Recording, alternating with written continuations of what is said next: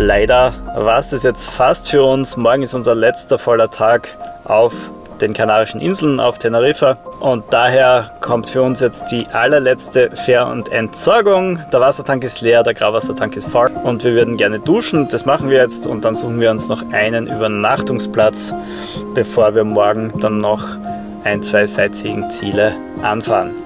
Los geht's!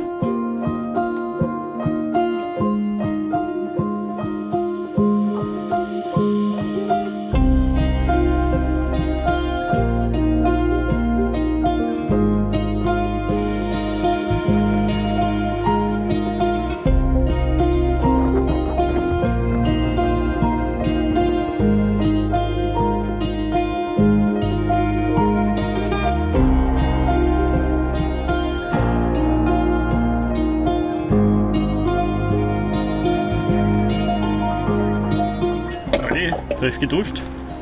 Ja, so ein Luxus. Wunderbar. Die liebe Andrea hat uns kürzlich in den Kommentaren gefragt, wie wir eigentlich mit den Trillino-Kanistern verfahren, ob wir die nur immer ausleeren oder auch mal waschen. Naja, hier auf den Kanaren ist es eher schwierig, weil man nie besonders viel Zeit hat an den Entsorgungsstationen. Da herrscht immer Gedränge und da macht man nur das nötigste: Wasser füllen, Abwasser raus und fertig. Also da werden sie wirklich immer nur ausgekippt. Jetzt hier hatten wir mal die Gelegenheit, auch die Kanister ein wenig zu reinigen. Wir sind extra deshalb hier zu dieser Entsorgungsstation gefahren, die wir schon von einem unserer Zwischenfährenaufenthalten kennen, weil die eigentlich nähere Entsorgungsstation zu El Médano an der Tankstelle über dem Ort uns ja letztes Mal rausgeworfen hat, weil wir wegen der Filterbetankung zu viel Zeit gebraucht haben. Und wer uns einmal rauswirft, darf natürlich nicht damit rechnen, dass wir wiederkommen. Frischwasser und Wasser für die Toilette getrennt, vorbildlich. Hier stehen auch einige Camper mit ausländischem Kennzeichen herum. Es dürfte also auch eine Möglichkeit sein, wenn man mal heimfliegen möchte oder überhaupt seinen Camper hier lässt für mehrere Besuche, dann kann man ihn hier sicher abstellen. Was es kostet, weiß ich nicht, aber es wird kanadentypisch leistbar sein.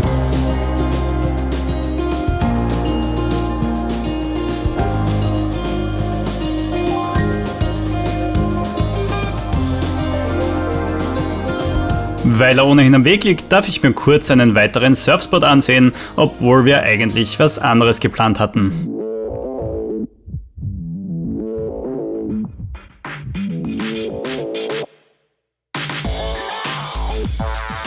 Industrieflair, Fluglärm und ein Windpark, das ist der besondere Charme von Puerto de Granadilla, dem Flachwasserspot etwas nördlich von El Médano.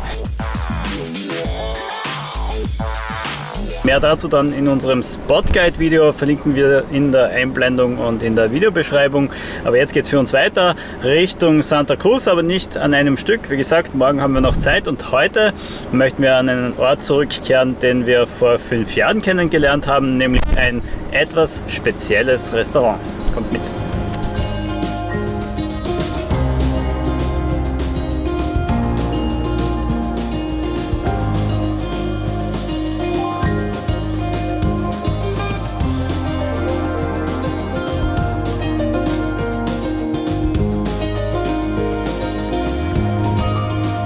Schon wieder irgendeine private Möglichkeit. Caravaning-Club Tenerife.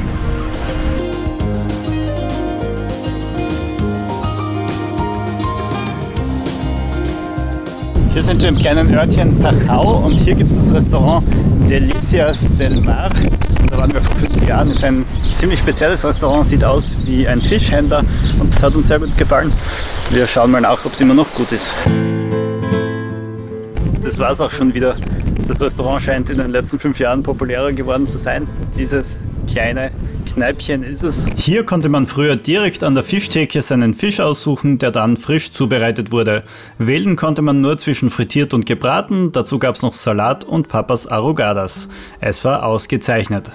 Diesmal haben wir leider Pech, alle Tische sind reserviert und auch die Frage, ob wir später kommen können, wird verneint.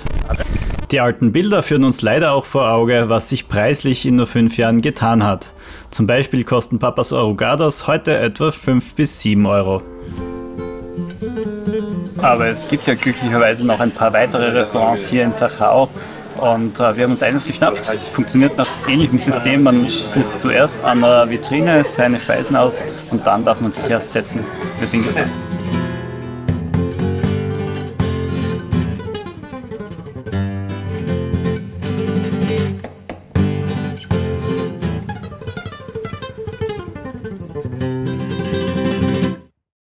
Guten Morgen, letzter vollständiger Tag auf Teneriffa und wir haben die Pläne umgeworfen. Vorhergesagt war nichts, aber jetzt gab es heute doch Wind und ich konnte den Puerto de Granadilla doch noch testen.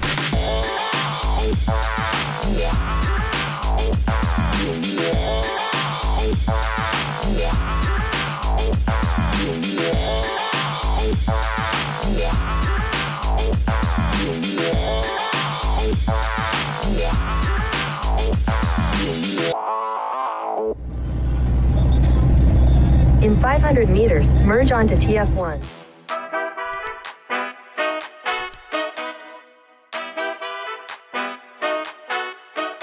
Die Ostküste ist halt ähnlich wie auf Gran Canaria nicht die allerschönste, sie ist nicht besonders grün, eher braun und staubig, aber dafür ist es wie auch auf Gran Canaria so, dass man hier seine Plätze findet, relativ viel Platz hat und keine wirklichen Schwierigkeiten hat, einen Platz für die Nacht zu finden. Insofern gefällt es uns nicht so schlecht und es ist ein wenig schade, dass wir uns jetzt nicht mehr viel Zeit dafür gelassen haben. Irgendwann sind auch 3 Monate vorbei und das ist unser letzter Tag.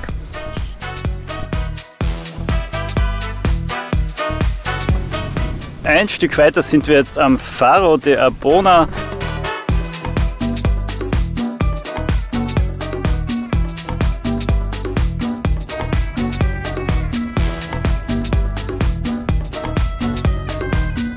Am Weg zu einem auf Teneriffa etwas unerwarteten Sightseeing-Ziel leitet uns unser Navi wieder mal in speziell wohnmobil geeignete Straßen.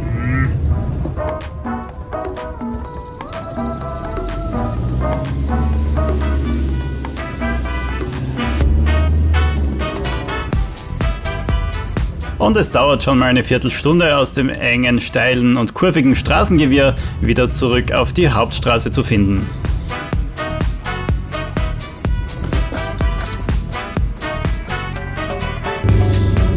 Gerfried, war das dein Lieblingsding? Das war wieder super vom Navi. Auf schmalen, kurvigen Straßen herumzukurbeln. Ja. Wusstet ihr, dass es auf Teneriffa Pyramiden gibt? Nämlich die Pyramiden von Guimar, hier hinter mir zu sehen.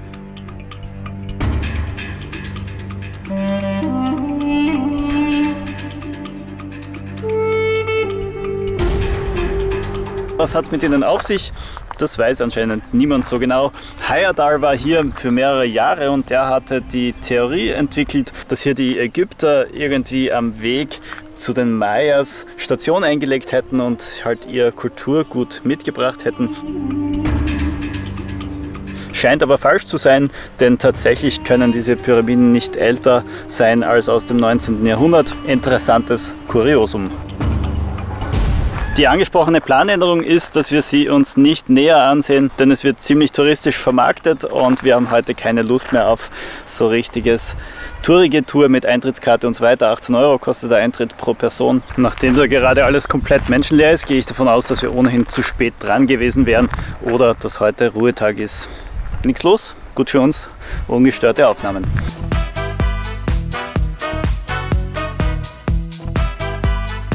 Die Olli macht noch ein paar letzte Besorgungen und dann war es das im Prinzip. Wir haben getankt. Ein letztes Mal tanken wir günstigen kanadischen Diesel. Wir sind ausgestattet für die Fähre und fahren dann nur mehr nach Santa Cruz in die Hauptstadt. Dort gibt es einen Stellplatz für Wohnmobile. Soll nicht besonders toll sein, neben einem Nachtclub und meistens sollen die reservierten Wohnmobilstellplätze von PKWs zugeparkt sein. Wir probieren es jetzt, das würde sich halt anbieten vor der Fähre. Wenn wir dort nichts kriegen oder wenn es wirklich so furchtbar ist, wie im Internet beschrieben, dann fahren wir einfach wieder nach draußen und parken an irgendeinem Strand. Aber ich hoffe, dass das jetzt gut geht, denn eigentlich möchten wir die Hauptstadt nochmal sehen. Wir haben sie bei unserer Flugreise vor 5 Jahren zwar schon besucht, aber das war relativ kurz. Schauen wir mal.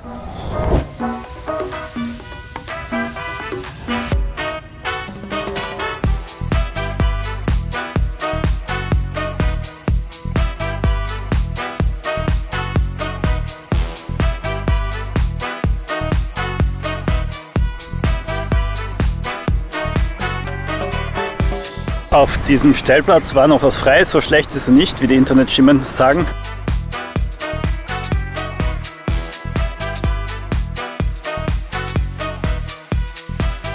Aber am Wochenende kann ich mir schon vorstellen, dass es weniger witzig ist, denn hier ist der besagte Nachtclub und da geht es dann wahrscheinlich lärmtechnisch schon rund. Dafür habt ihr die schönste Aussicht ever auf einem Parkplatz direkt aufs Opernhaus.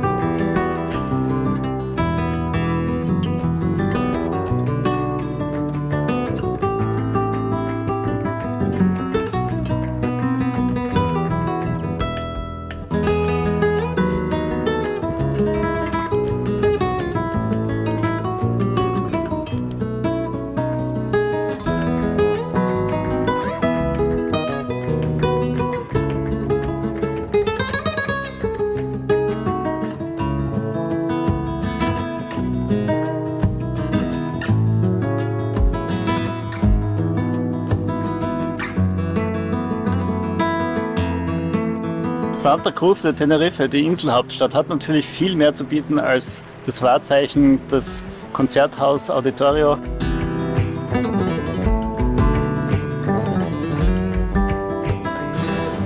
Ist erstens mal eine riesige Stadt, vielfältige Möglichkeiten was zu unternehmen, viele Bars und Restaurants. Bei uns, müssen wir jetzt ehrlich sagen, ist ein wenig die Sightseeing-Luft raus.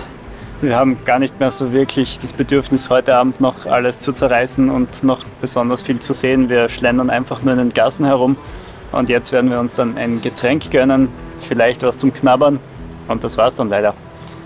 Ein bisschen Wehmut ist schon vorhanden. Ich möchte nicht die Kanaren verlassen.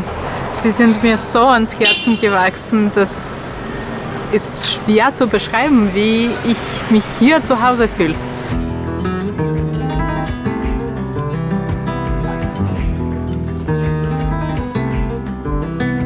Trotzdem auch 3 Monate gehen vorbei und morgen ist es soweit. Morgen geht es auf die Fähre, aber einen Abend genießen wir vorher noch.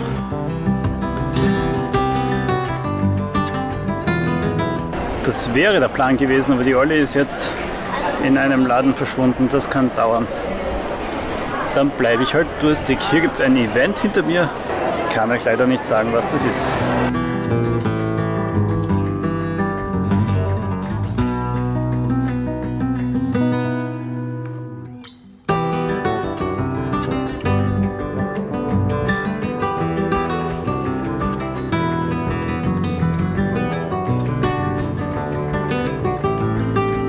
Diese Rooftop-Bar können wir echt empfehlen, es war super toll dort, sehr, sehr angenehm.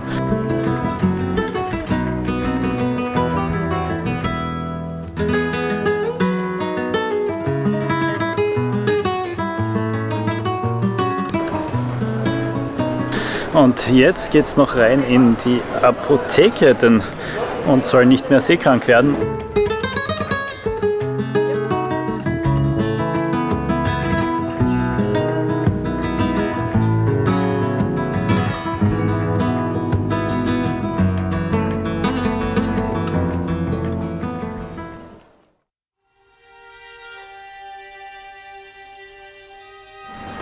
Guten Morgen, wir haben so schlecht geschlafen, aus Angst zu verschlafen und jetzt geht es dann zur Fähre. Einmal noch genießen wir die Sonne und die Wärme hier auf Teneriffa und wir haben gesehen, das mit dem Nachtclub, das stimmt, wir wurden zwar nicht mit Lärm belästigt, aber irgendein schlauer Kollege hat sein Bier fertig getrunken und dann die Flasche direkt vor unserer Schiebetür abgeladen. Ich wäre fast drauf ausgerutscht, da wäre der Glascontainer gewesen, lieber Kollege, aber gut. Wir machen das für dich, kein Thema. Rubys letzter Spaziergang auf Teneriffa. Kaffee gibt's, damit ich die Fähre auch finde, aber das Frühstück sparen wir uns. Ihr könnt euch erinnern, auf der Fähre wird man ständig mit Essen bombardiert und deswegen gibt's heute mal Breakfast Canceling. Alle Geräte werden nochmal aufgeladen, damit wir auf der Fähre auch was zu tun haben und uns nicht langweilig wird. Und dann heißt es Taschen packen, sicherstellen, dass wir alles dabei haben, was wir auf der langen Überfahrt benötigen. Auch wenn es jetzt heiß ist, wir haben jetzt morgens schon 27 Grad. Warme Kleidung darf man auf den Fähren nie vergessen, denn die sind ziemlich runterklimatisiert und da friert man sonst. So, alles ready? Es ist soweit. Ich bin nicht ready. Ich möchte die Insel nicht verlassen. Wenn ich zu viel nachdenke, werde ich weinen anfangen. Dann lieber nicht nachdenken, einfach nur losfahren. Los geht's in den Hafen. 2,5 Stunden vor Abfahrt. Auf der langen Überfahrt, da riskieren wir nichts und sind die vorgeschriebenen 2 Stunden vorher dort. Los geht's. Ein letztes Mal fahren. Fahren.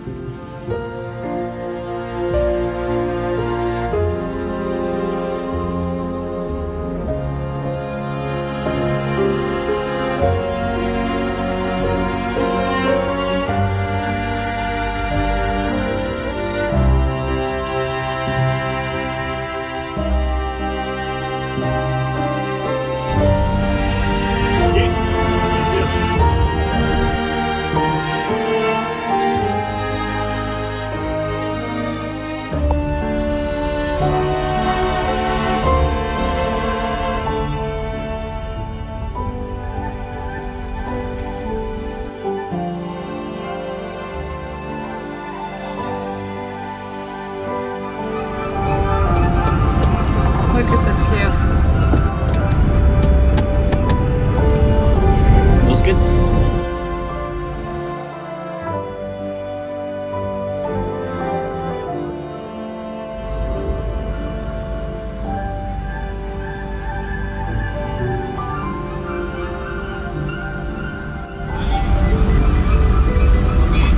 Das läuft mal wieder so richtig. Ewig lange warten und dann verkehrt reinfahren und zwar bis ganz nach hinten. Wir sind in Huelva die allerletzten. Eingepackt, rauf in die Kabine.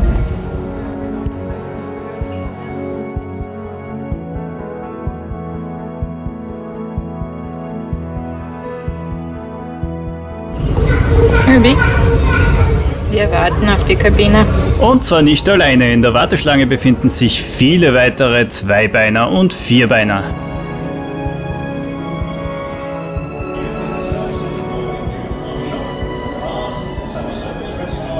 Gerfried, endlich angekommen. Ewigkeiten hat es gedauert, Ewigkeiten. Ich weiß nicht, was heute los war. Das war eine Warteschlange ohnegleichen.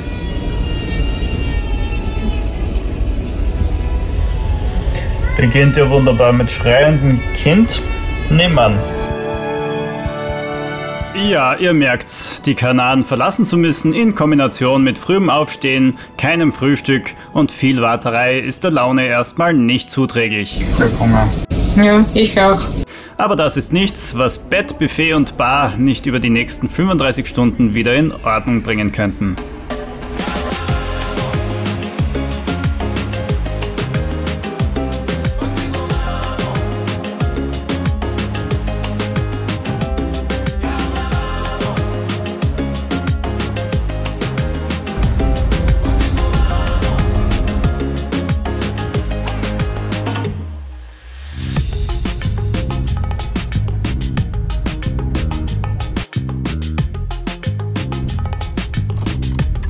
Schlafen, essen, Zeit am Pool genießen, das ist der Inhalt des nächsten Tages.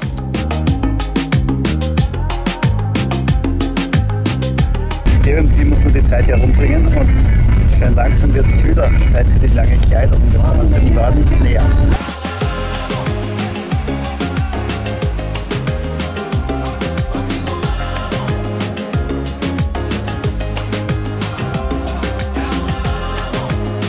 Land in Sicht. Bald haben wir es erledigt. Über 30 Stunden liegen hinter uns. Es reicht uns schön langsam.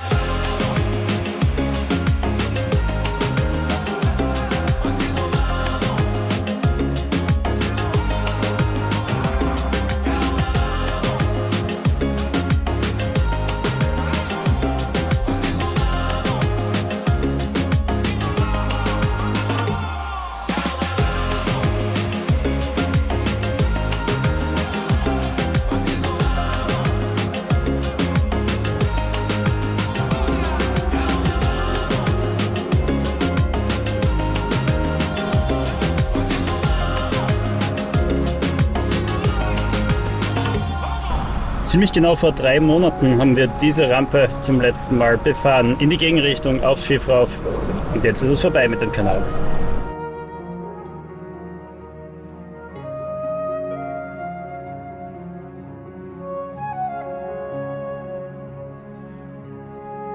Und damit stehen uns wieder einmal beinahe 3000 Kilometer bevor, die Heimreise beginnt. Mehr dazu aber in den nächsten Videos und bevor es soweit ist, noch einmal ein Rückblick auf Teneriffa. Bis zum nächsten Mal.